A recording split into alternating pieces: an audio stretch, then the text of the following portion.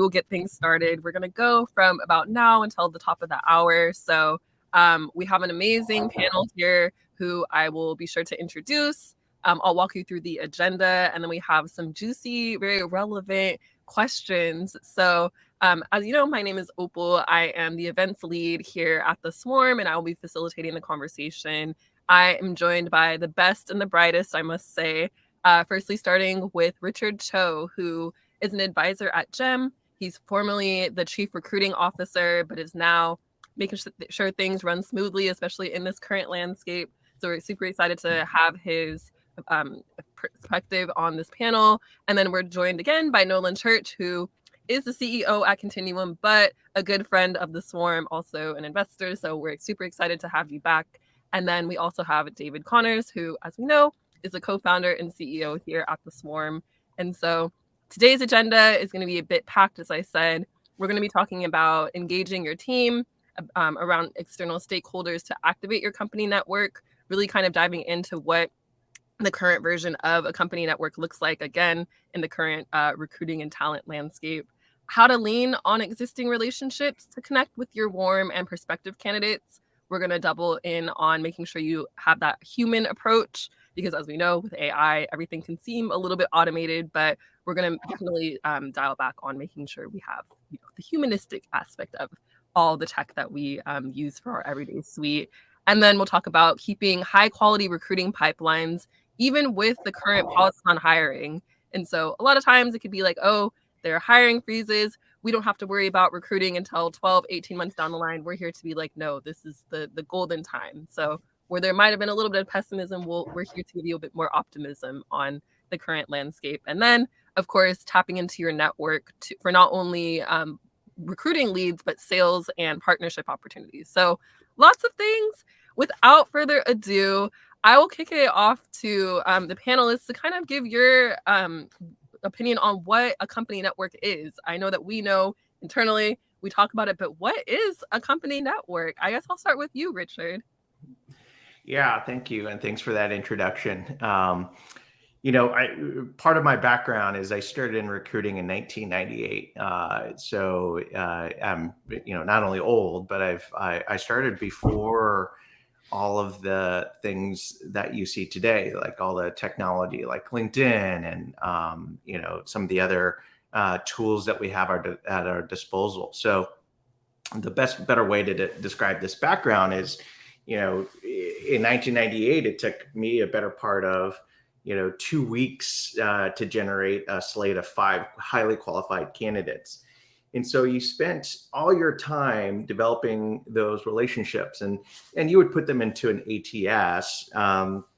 But for the most part, it was really important that I not only engaged them for the opportunity that I had in hand, but that I went back to them as I understood their desires for a particular career for future opportunities if it didn't work out for that particular one. But today, at a click of a button, you can generate 100 qualified names, and so all of a sudden, the candidate landscape has been commoditized, for the want of a better word. It's just too easy to find names. So over the last 10 years or so, people have sort of lost the art of creating those relationships long term. So what is a company network? Ultimately, it is a database of names that ideally, and what I'm advocating for is that you've built this long-term relationship so that it's not fresh every time, that they have an understanding of your company's needs, the direction, the mission, that there's some alignment. And if not today, maybe tomorrow, there's an opportunity to connect. And all of those elements need to be baked in to that company network because it's incredibly important that everything starts with that human relationship. So that's a high level description for me what a company network is. Yeah, and I'd be curious because you've been in the recruiting space, as you said, for 20 plus years. How have you seen company networks kind of change based on company size? So it's like, okay, your relationships are going to be really solid when you have, only a handful of employees, but as your company continues to scale, that the notion of the company network can kind of change. And so I'm curious from your perspective, over the years, how that's looked, especially as we've implemented more tools to keep those relationships alive. Yeah, absolutely. So when I take over organizations, so when I join an organization, it's usually at a time where they're trying to figure out how to hire at scale.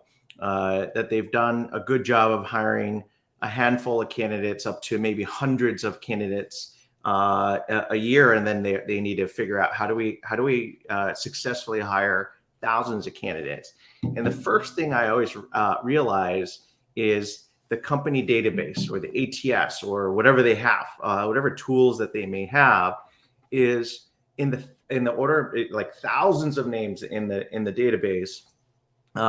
And if I just pick and choose randomly any name out of the network and say, tell me about Opal, they're like, oh, I'm not sure. I think she applied to a role. There's absolutely no background on, here's why we engaged her in the first place. Here's what the outcome was. Here's what we promised to do to stay in touch. No one does that because it's really stale names into an actual database.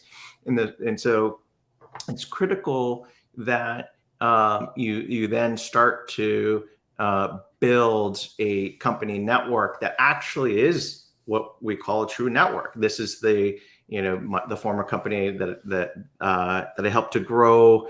When we talk about the social network, we all understand the social network, the need to connect with others on like topics. There are influencers out there in the social media world because of how they've created credibility in a particular topic vertical.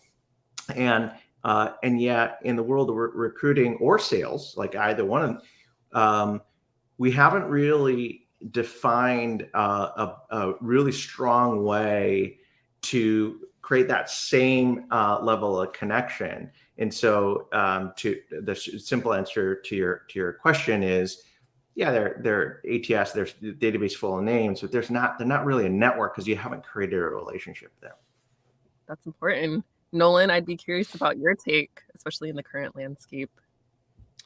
Yeah, my take on a company network is pretty simple. So I think it's all of your employees. Mm-hmm. I think it's all of your investors.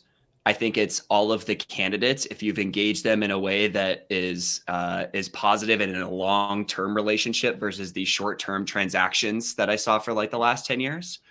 And then I actually think it's like your customer advocates. And so for me, it's like those four pieces. And in my mind, the way that you activate a company network is building, as Richard said, these long-term relationships, and you have a long time horizon. And today we're talking a lot about recruiting, but I actually think like the company network can be activated for a number of different activities that can help you accelerate, such as amplification of posts and awareness, such as sales. And so, where the world is going is like, yes, you may be a candidate for me, but one of the things we used to say at DoorDash was, if we reject somebody as a candidate, we still want them to be a lifelong customer. And so kind of blurring the lines between, these boxes of like, hey, this person's only a candidate for us. I think many companies are moving and transcending beyond that to where the network looks a lot more like shades of gray, and folks can fall into these different boxes, and we want to engage them over time to help us in many different ways. Yeah. And that seems to be kind of where the swarm is evolving to. So David, I'd love to hear your take on, not just kind of putting yourself in the box of recruiting, but thinking about, again, partnerships, sales, and beyond. Yeah, well, I think that's right, Nolan. Like the way that I also sort of see the world moving is that you're investing in these relationships, and people can kind of wear different hats over their lifetimes. And maybe someone starts off as an employee, then becomes an alumni, and then becomes an advisor, and then an investor potentially for Joe down the line with Jim. So it's something that if you're going to make that investment, think about it for the long term. And I think what we've sort of seen, to Cho's point, is this sort of just-in-time recruiting where it's become really easy to build these huge lists and send out these sort of spray and pray kind of campaigns. But what the world is moving more towards is this relationship-based and kind of network-based company building, where you're building the internal teams, but you're also building your cap table, and you're also building your customer base from the existing warm relationships that you already have access to, but that you're also going to be investing in for the years ahead. Okay. And so thinking about all of those things, where is that single source of truth for these company relationships? Is this living within your ATS, having like a set of data points of like, again, to your point, Richard, of like Opal is, X, Y, and Z? Like, where is that single source of truth that leaders can tap into? I'd start with you, Cho. Yeah, so as David mentioned before, it typically sits in multiple sources of truth, ATS being one. So, staying on the topic of recruiting, now I'd be remiss if I didn't at least put a plug in for a company that I'm advising at JAM. But now you have, secondary databases, or for the want of a better word, a CRM for candidates that in which it sits in. And technologies like JAM play a role there, because it also helps to facilitate that warm relationship building over time, that long-term relationship building over time. So it sits there, but guess what? It's only as good as the action that you take on that. So it's one thing to send an email or a text or send articles. It's another just to follow up. Right? Like, again, I'm old school. I started in recruiting back in the dinosaur ages, but what is still effective is to have that just quick chat, break bread with each other, have a coffee, have lunch, and just follow up and see how they're doing, because there's a genuine interest in how that person's career is progressing. And in today's environment, where you're starting to see that companies that have gone from grow at all costs are now starting to be honest, breaking promises to their employees, where they hired them saying, wow, you're the next generation of employee at XYZ company, and then a year later they're laid off. And so candidates are now extra cautious about who they're going to go work for, and as a result, that the most important thing is to continue to build that relationship. I suspect that's the same in sales as well. What is the scariest thing for most leaders who operate multi-million-dollar budgets is I invest or I purchase a product or service from a company that's no longer solvent. That is a painful thing to go through, and I know I've personally gone through it myself. And so, how do you ensure that you're building company networks such that you have the ability to address these concerns and show that you have sort of the long-term range in mind? I just to quickly jump in. So as it relates to the central source of truth, we don't have one. And I would say it's like one of my bigger challenges as a founder.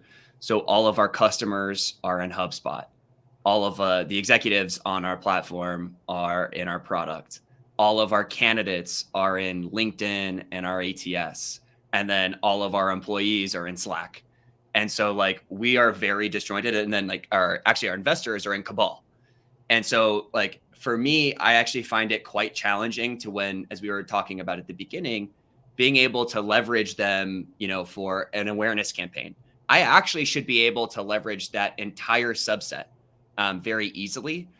But today, that's not the case. I'm going to 5 different sources. I'm catering my message to each of those different sources. And oftentimes, there's so much inertia to do that I often just will focus on what I think is potentially like the highest ROI source and then not nurture the others. Yeah.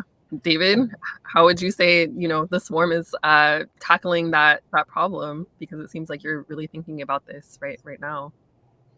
Yeah, and I think what Nolan said is definitely very familiar across almost every founder that I talk to. I remember during my time at Sequoia, we was often sort of talked with our early stage founders about, what the different tools and systems they were using to track not only their candidates, but also their customers. And most people just had a spreadsheet, that's like the best version that people could use, but, it immediately becomes stale and it's very hard to manipulate. And it's just, it was very difficult to get the highest value and ROI from that. So that's what we're trying to build a software to help you to combine the networks more easily.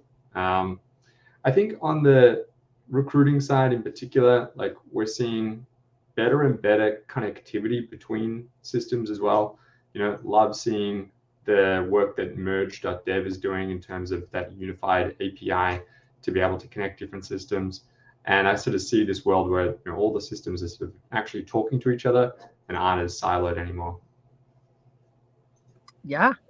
And so since we were last on a panel, I guess I should say between 2022 and now, it seems like so much has changed. Every day there's something on LinkedIn about layoffs. There's just a new product like popping up.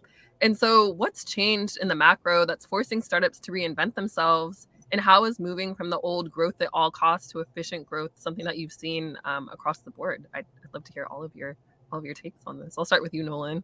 What have you seen in this? I think it's probably easier to talk about like what hasn't changed. Okay. But yeah. like, what I have actually felt that has changed is obviously like money is more expensive. It's a much different fundraising environment, and it's way harder to fundraise now. Mm-hmm. Companies are being forced to extend their runways. SaaS businesses who are based off of seat-based pricing have seen existing customers get smaller for the first time in SaaS. And all of this is, and then obviously we have the rise of AI that's happening in parallel to this. We'll get into that. all of this is really putting a lot of pressure on leadership teams to be really thoughtful about how they're spending money and how they're allocating their resources. Mm-hmm. And so, I've been actually one of the people that's been talking about layoffs for a long time. I said back in June of last year, I didn't even think we were close to like halfway through. I still think we still have a long ways to go. Mm-hmm. And I don't think like we're going to see the other side of this thing until companies really start dying. But because people raised so much money in 2020, 2021, they still have runway. And so you have a lot of these zombie companies that exist right now that I think ultimately until they die, that's when we're going to see the bottom. So the question is like, hey, how do we think about all of that and how do we move forward today? And so obviously the first thing is what founders are doing is being a lot more thoughtful about runway. But I think the other thing that they're doing is they're starting to get more creative in how they think about their resources and how they think about activating their networks and how they think about like solving their problems. And so a couple of examples, like, for us, we're building a fractional talent marketplace. There's a lot of demand right now to tap into fractional because it's cheaper. You can end contracts really fast. And ultimately, you don't have to engage these longer term employees, which you may or may not need in 3 to 6 months.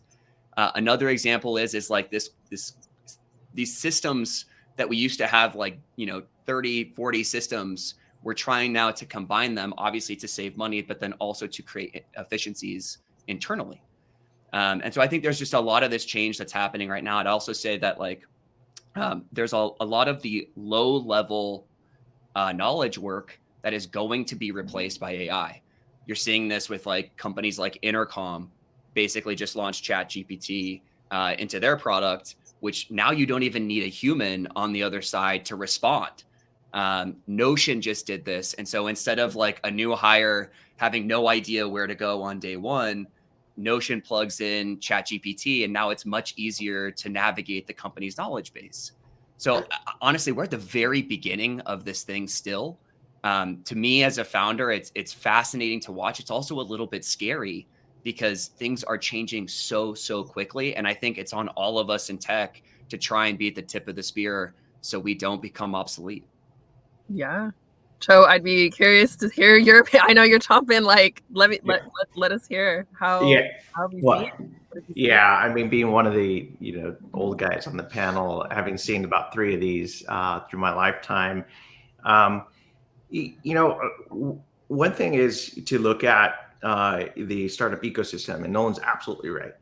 There likely is a bit more that needs to be done in the startup ecosystem. But what I take solace in is how larger companies are reacting. So, and I know that could start sounding a little doom and gloom because, even my former employer talked about another layoff, and it was a little like it was a quieter announcement than their first layoff at Meta, formerly called Facebook. But the thing that was missing in Mark's that people don't focus on in Mark's announcement is that what they're doing once this next round is complete, then they're gonna unfreeze headcount, meaning they're gonna hire again, which is sort of an oxymoron, right? Like you're like, wait, you just laid off a bunch of really smart people. Why are you hiring again? And the moral of the story is that in the time where money is free, essentially, right? No interest, essentially, people are giving away money for you to go, start businesses and so on and so forth. To what it is today, it was really easy to take a tangential idea that might just supplement something important and build a whole company business plan around. Now, companies are forced to really focus on their core, and there are one or two moonshot ideas that's only going to help their core itself. So how does that translate? That translates into now in the talent space, it translates into not hiring one of 10 people that's going to do the same thing. Now you need to hire the one person that is going to do 10 things and do it really well. So in order to do that, you not only have to find that unicorn, but you're also going to have to convince that unicorn to come join your company, whether you have the Meta label or you're a startup that is not as well known, in an environment where that war for talent will still be just as hot as ever for that particular unicorn. And you need to convince that person, actually take a chance on our startup. I know you heard a lot of these stories about these companies closing now, to Nolan's point earlier, but we feel that we've got a much better advantage in the marketplace that needs this particular service. So that's something to address. The other thing to address is that there are markets that are not suffering this. Like it's easy to see through our sort of myopic lens around tech, but healthcare is booming right now, which usually does in a down market. There are new manufacturing capabilities that are being built in the U.S. to try to bring manufacturing back into the U.S. There are so many new industries that are looking for talent that there's an opportunity to have this crossover effect, to take folks, that really smart people that went into tech and cross over to this other area. And so you need to build that relationship for both ways. So I think those are the things that keep us there. And one last thing I want to address about ChatGPT. Again, I'm super old school, and so I want everyone to take a grain of salt from this sort of old, obstreperous dude. But ChatGPT is just a written version of what we've had forever. I don't know if you all remember when you pick up the phone and it's like, if you want customer service, say or press 0. Those things have been around for quite some time. And at the end of the day, you can do some percentage of your work in that environment. And granted, obviously AI and ML have gone so much further these days, but there's some and likely, and I submit to you, the majority of the things you still need some human to help you feel comfortable behind. This is where my money is. This is where my travel is. This, like when it comes to healthcare, your money, the things that are really important to your kids, you still want some solace that some human behind the other side of this has the ability to be able to solve for your problem. And so, I'm not saying AI ML won't change the landscape. It will, to Nolan's point. But I'm saying that there's still this need for humans to have to interact with humans in instances where it's incredibly important. And I think that's where we all need to spend the collective energy of our thoughts and focus area. Yeah, I like that comparison by saying like, yes, tech is seen as like, oh, it's going down, but then there are other industries that are taking off, and it seems as though tech is kind of, you know, interwoven with like the medical industry, and like now we're seeing the crossover of AI. Before we get too much into AI, David, I want to give you a chance to give your 2 cents, because I saw you shaking your head. Yeah, I definitely have lots of thoughts about AI.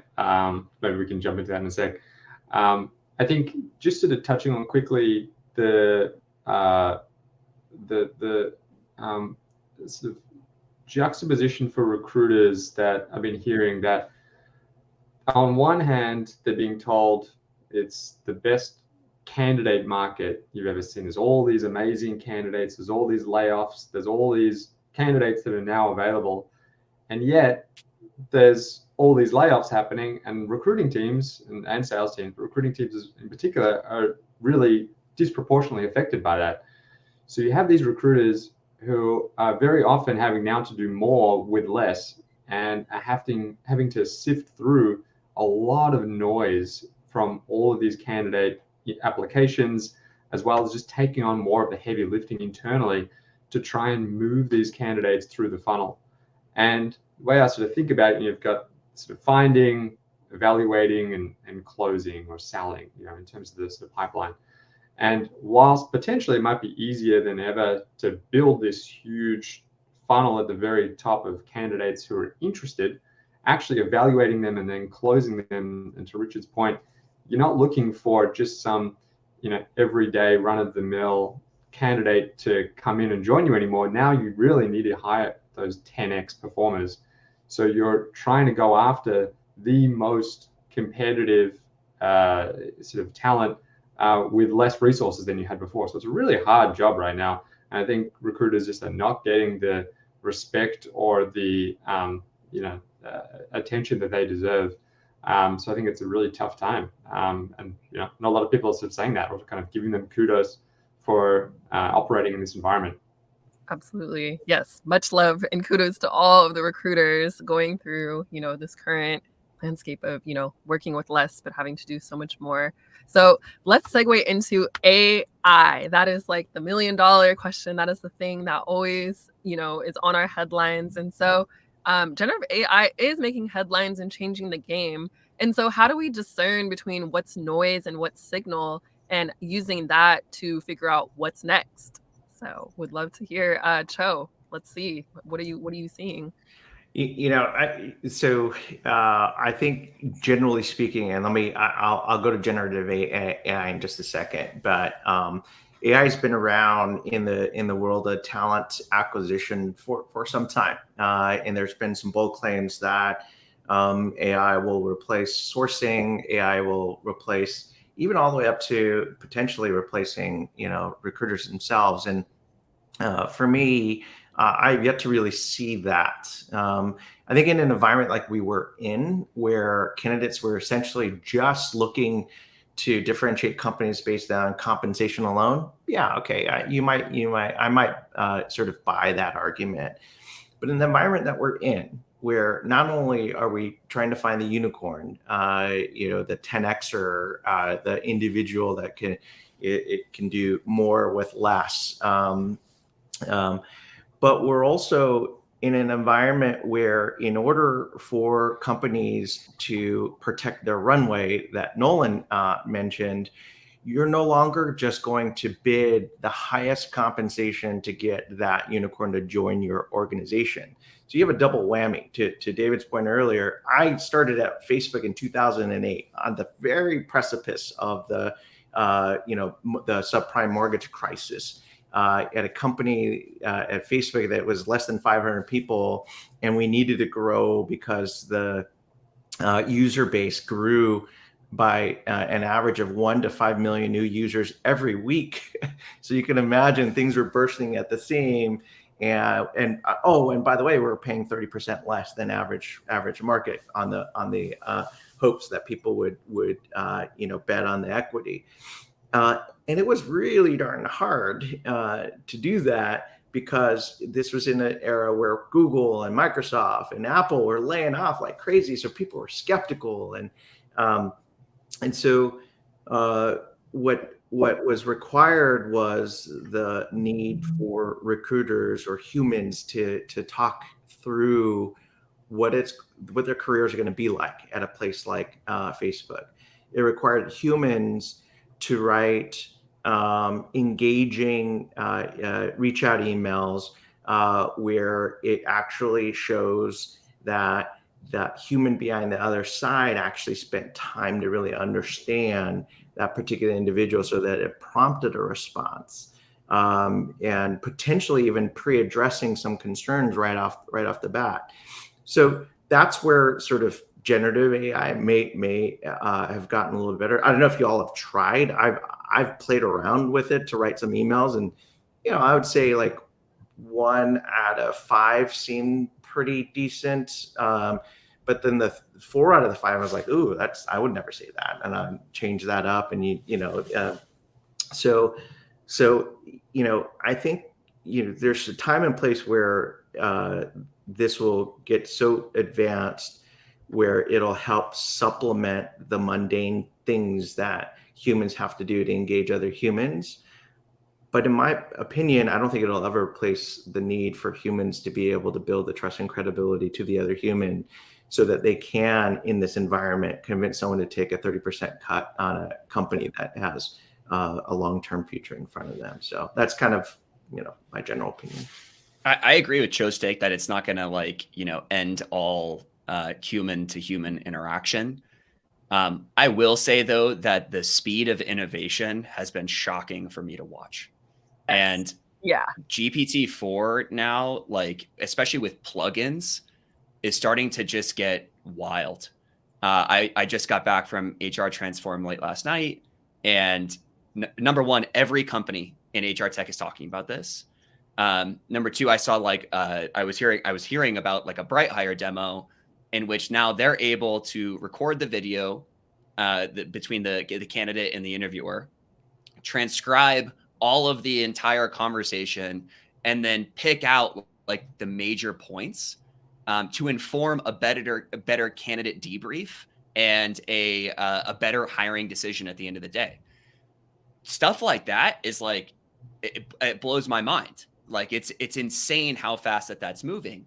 I agree with Cho that I think there's this dichotomy of like, we've been promised AI for a long time. And so like, I was really skeptical when this stuff started coming out like a year ago, because it's like, oh, I've been hearing about this forever. Like there's still like, sourcers and recruiters and RCs, and, basically the process is the same as it's always been.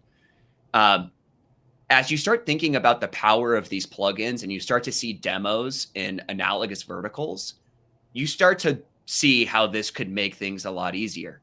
LinkedIn is owned by Microsoft. Microsoft is the biggest investor in OpenAI. You can't tell me that in a year from now that they're not going to have a super powerful AI plugin to be able to get exactly what you need with LinkedIn search.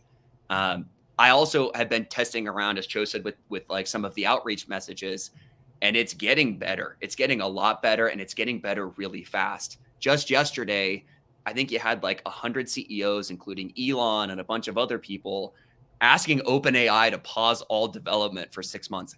I don't remember a time in my life when that's like been the case with any new technology outside of like cloning humans. I'm with Cho that like we have been promised a lot. Not a lot has been delivered, but the speed of innovation feels like we're talking orders of magnitude changes every 3 to 6 months. And so, that's why I said earlier, like, I'm excited, but I'm also a little bit scared. And I think that fear is like really important for everyone to hold in tech, that if you're not on the tip of the spear for this new technology, you will become obsolete. Dun, dun, dun. Insert scary music. David, how are you keeping this in mind as the swarm continues to evolve? Because again, as to Nolan's point of, you got to get with it or, stay behind. What do you? Yeah, another great points, Nolan. I think I definitely agree with you that, it's so hard to make predictions, any more than like a few weeks out, because we just don't really know how these future technologies are going to change, kind of everything. I think I definitely agree though with Cho's point that at the end of the day, for a lot of these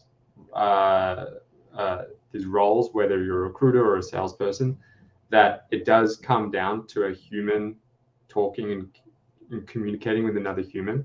And there's this trust, basically equation, that if you are trying to go cold to start building trust with someone, then potentially, leveraging some generative AI to help you to identify that person, using, different auto matching to look at keywords and their previous experience to see if there'd be a match for whatever your opportunity is, being able to customize and personalize that message to help you to really show that person that you've done your homework and that it is a good match. And I think, helping them to manage and that sort of evaluation sort of process. Yeah, I think BrightHire is definitely going to be the tip of the spear. There's going to be a number of other awesome recruiting products that are going to help. And I also think at the end of the day that everyone's going to have access to these tools. So then what does that kind of world look like when everyone has access to these abilities to mass email, mass personalize, and what I think people will come back to is that human to human relationship and that trust equation, right? So what can you do is you can think about what the robots can't do, which is building and leveraging trust. And that's where it becomes more important than ever to think about where does your trust pool, or your basically your asset currently live, and how can you be nurturing that? How can you be building on top of that foundation, and then being very intentional with where you invest your time and resources to build trust, more in the future. So I think we're just very much at the early innings of this. People have been doing it for years or decades in different ways, but maybe without that a systematic or a sort of structured approach to the way they go about it. But I think it's going to become more important than ever in this kind of era of generative AI and robots being more present than ever. I think humans, are going to want to work with other humans. Yeah, I don't want to come off sounding like a Luddite, because I promise you I went to school to be an engineer, I'm usually a first adopter to almost every technology out there. But one thing I'll say, given that both Nolan and David had mentioned BrightHire, I'd be remiss as a strategic advisor for MetaView if I didn't mention this too. But like when MetaView launched the similar features a month ago, the one thing that I was worried about, just in general, was that when you summarize a codified interview that is, essentially a homogenized answer to almost every question, what's going to end up happening is it's just going to increase the bias that we see today, because folks that went to the same schools will be able to answer the same questions in the way that it's been asked. So how do you then discern between what is a good reason to answer in an interview versus the answer that 99% of the same people that went to MIT answered in the same way? And that requires a human to be able to discern between that today. I'm not saying that AI won't get smarter later, and over time, those things will evolve. But today it still requires some level of discernment. And the biggest question and concern about AI in general is that you can actually codify biases. And these were things that, if we read about the sensationalized stories about those individuals at Google that may or may not have been encouraged to leave or left or fired or whatever, that was the biggest concern about how AI is being used. So it requires us as humans to be able to manipulate this ahead of time. And I promise you, I'm not saying, you know, like Terminator T100 is coming down, you know, like in 10 years. But what I'm saying is we need to be thoughtful about our application, not just blindly assume that this is going to, you know, improve our lives, because it's not. It's going to require us to be discerning there. I like that. And thank you for mentioning and highlighting, you know, the potential biases, which is totally other conversation, but definitely relevant to when thinking about it.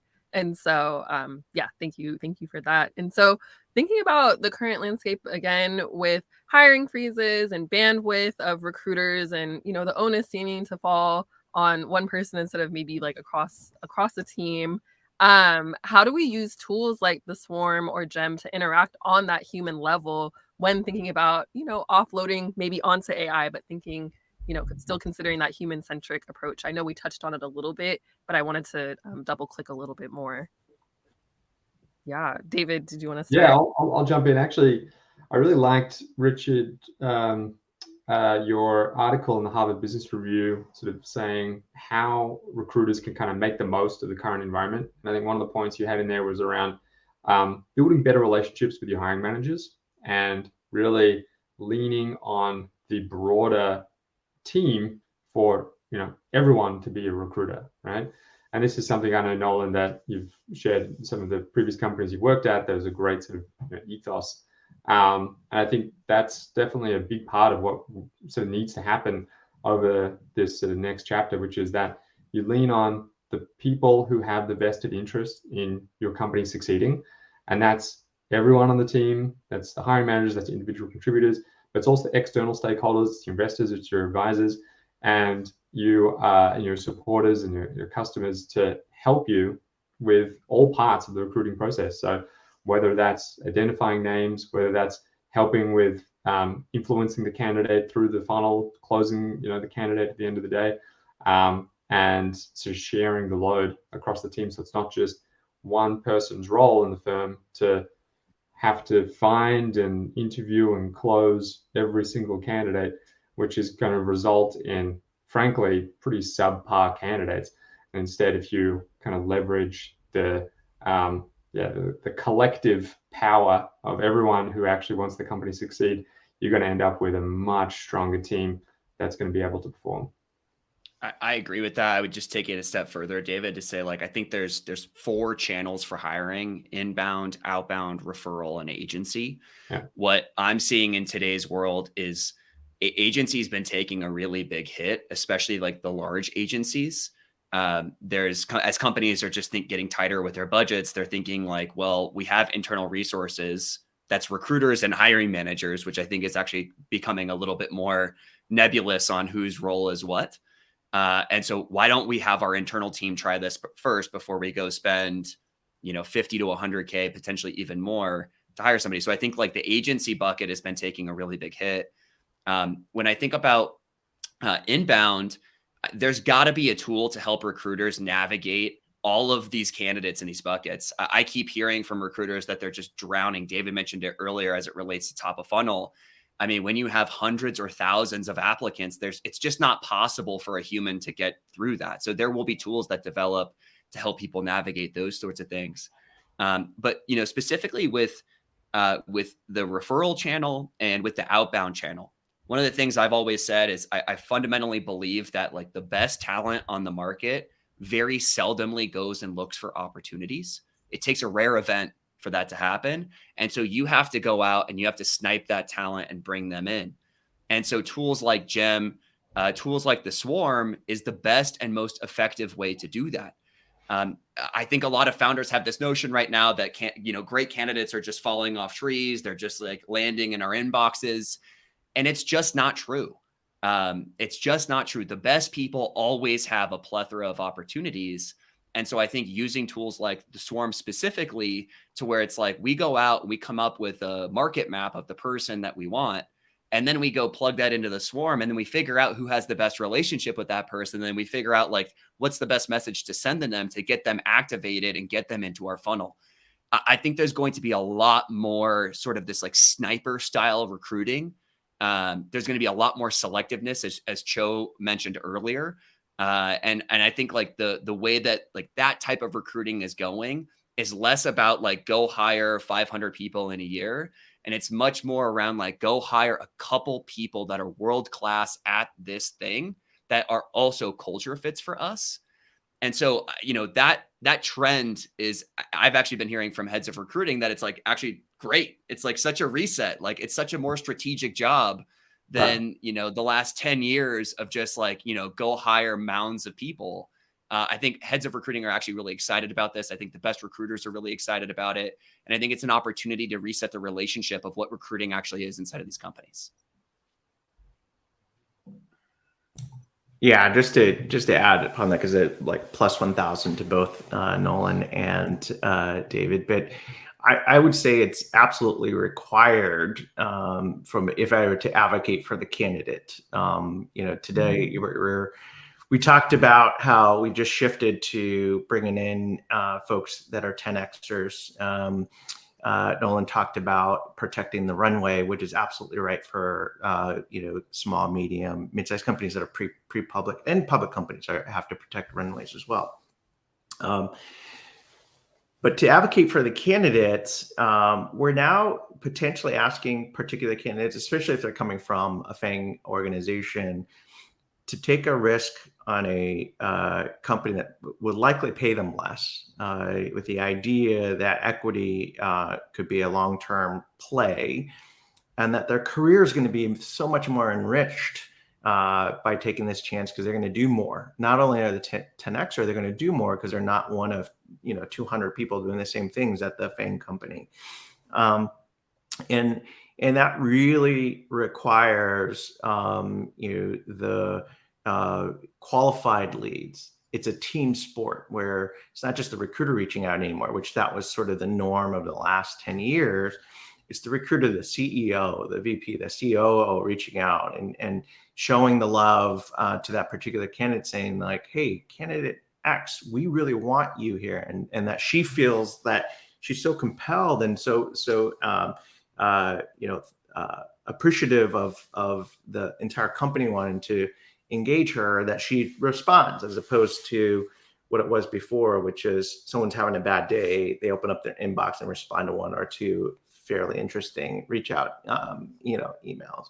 And so that does bring us back to how recruiting was when I first started, and building those relationships, and in a matter of 2 weeks feeling very confident that I know my candidates' needs and wants and career aspirations, and match them appropriately to the roles. And that's how recruiting should be. And that's why I'm excited about this era. Yeah, that's a very positive outlook, and I appreciate that. We have about 8 more minutes, so I'm going to open the floor to audience Q&A. But while folks are thinking about their questions, I wanted to ask one more to kind of bring it home. We talked about, in the context of recruiting, but I wanted to zoom in on the other use cases with regards to sales, fundraising, and partnerships. Like, what can we kind of expect in that arena in today's landscape? Cho, I see you shaking your head. I'll start with you. Sorry, I sound like a broken record, but it really is the depth of relationship building.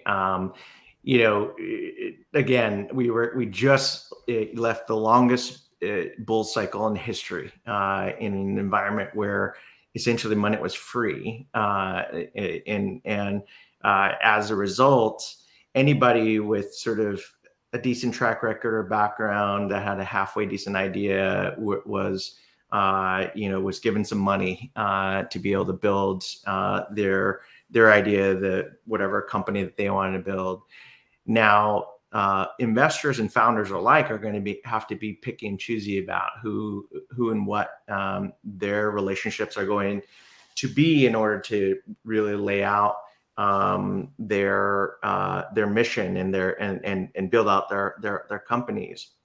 And you don't do that in one pitch deck. You don't do that in one, fight for it, just the sort of the notion of like wisdom of crowds that, oh, this company and that VC all want to talk to this founder, so I should probably want to talk to this founder. That's gone. You now have to be like, who is Nolan? What is his background? Let me understand what his story is. Why is this idea important? What is the market that they're trying to disrupt?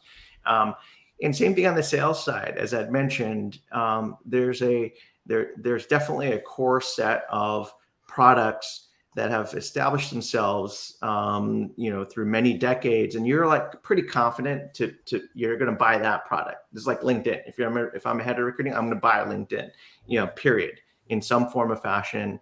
And that's why LinkedIn could charge what they could charge.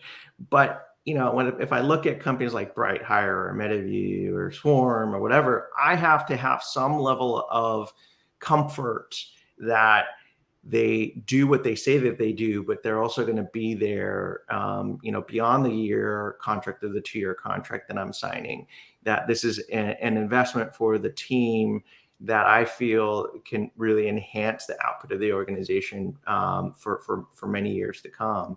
And that requires that ability to be able to actually pause and have a conversation and build that trust and credibility with one another. And that's why I feel like we're just going back to the old ways of doing things, which I'm happy to see. Said differently, I think diligence is back. And so like how we diligence founders, how we diligence potential software that we want to buy, how we diligence vendors. In the last 10 years, it was just like everyone's pulling their hair out trying to keep up. Now, as like you have to be really thoughtful about how you grow. You have limited capital, limited resources, and in order to appropriate those resources, you need to diligence. And that's what we're seeing. That's what every founder I'm talking to is talking about, whether it's in their fundraising process or whether it's like customers. Customers are being a lot more thoughtful about what they buy. And I think the same is going to be true with candidates. This has actually been a trend going on for the last 5-10 years. Is candidates aren't just like taking the first job available, especially the top talent. They're diligencing the company to see what the culture actually is like, what the leadership is actually like, what the revenue and valuation is actually like, because those things really didn't matter for a long time. Yeah, I love those points. I think I'll build on that to say the key word of efficiency sort of gets used a lot. And when I've been talking to some of our customers and some of our investors about kind of what that means, I think in the old paradigm of growth at all costs, where money was effectively free, you could build these huge pipelines of hundreds or thousands of leads. And even if you only converted one, it was fine because it didn't matter that you weren't that efficient and it was just growth at all costs, right? Whereas now in this sort of efficient growth era, you are having to really be very deliberate with how many leads you actually add to the top of the funnel. And you just can't afford to build those sort of pipelines anymore of hundreds of thousands of leads to get to that one.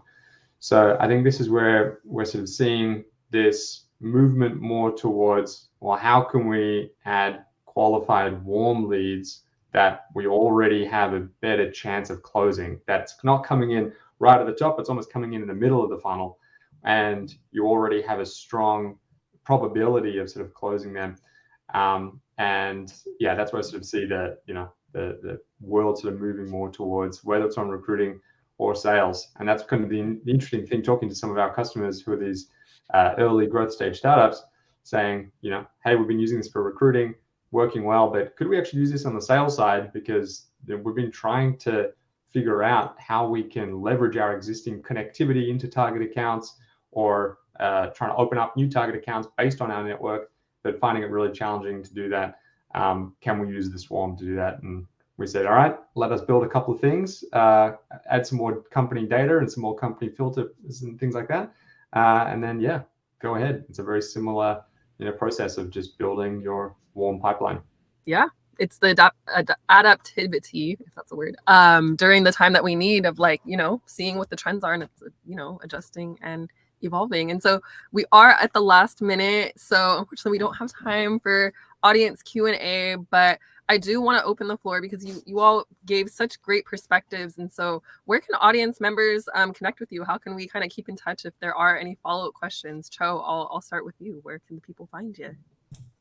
Well, there's LinkedIn is always the easiest way to get to me. I'm not great on Twitter or any other accounts, which I think I should. But LinkedIn's the best way to get a hold of me. Thank you. Amazing. And Nolan? Joincontinuum.com is our website. And then you could find me at Nolan Church on Twitter or Nolan Church on LinkedIn. Amazing. And then David? Yeah, feel free to look up on LinkedIn, usually where I'm sort of sharing most of my stuff. And if you want to try out the Swarm for free, feel free to check out the website and we'll get you started with a free version you can play around with. Well, thank you all so much again for providing your perspectives. AI is the future, but y'all are the human faces behind it to remind us that, yes, we can leverage technology, but to also keep that human touch. And so I really look forward to the next one. Thank you all so much. And thank you for attending. Talk to you soon. Thanks, Opal. Bye, guys. Thanks, everyone. Thanks, everyone.